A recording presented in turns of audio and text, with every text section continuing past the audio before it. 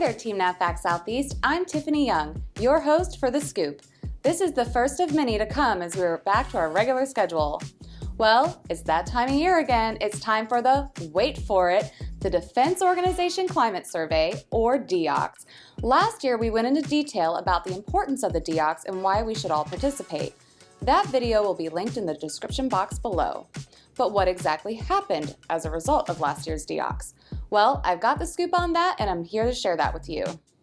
Back in November 2019, leaders from the ESG and PWDs came together at an annual offsite to prioritize the command's efforts on issues to be solved in FY20.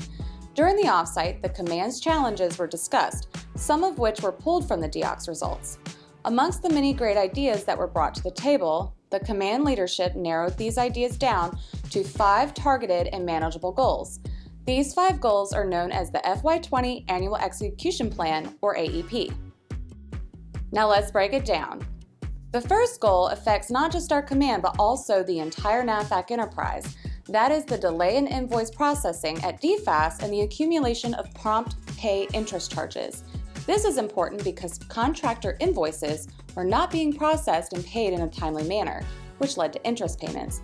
This was due to a lack of standardized processes. Therefore, a team was put in place to analyze data and current processes to identify areas for improvement. Currently, the team continues to monitor the status of interest being paid, and I'm happy to report that there is a continuous downward trend in the amount of interest being paid, thus saving a substantial amount of money. This solution seems to be working and can hopefully benefit more than just our FEC. Moving on to the second goal, implementing cradle-to-grave project management for command high-visibility projects. Currently, project managers do not have ownership of a project throughout its lifecycle. This results in failure to perform to plan on project scope, budget, and time. This cradle-to-grave approach focuses on creating and sustaining a community of professional project managers who maintain ownership of a project throughout its lifecycle to ensure continuity from planning through execution.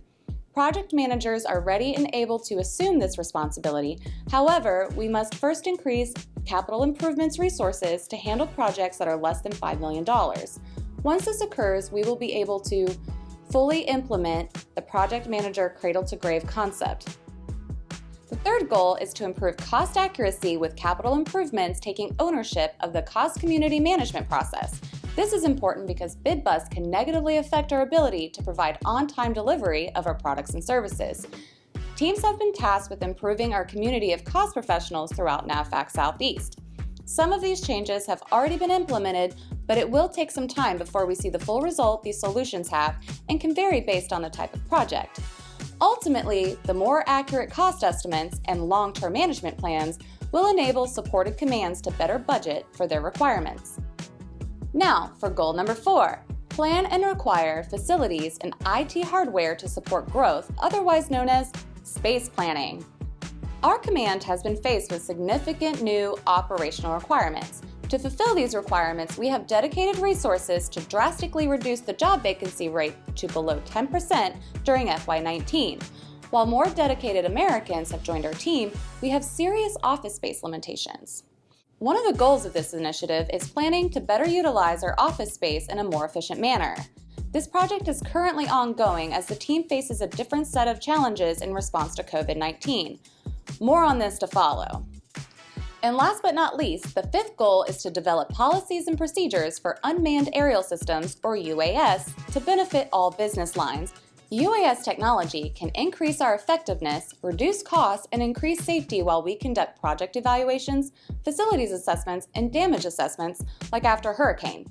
A team successfully developed standard operating procedures, and the UAS program is underway.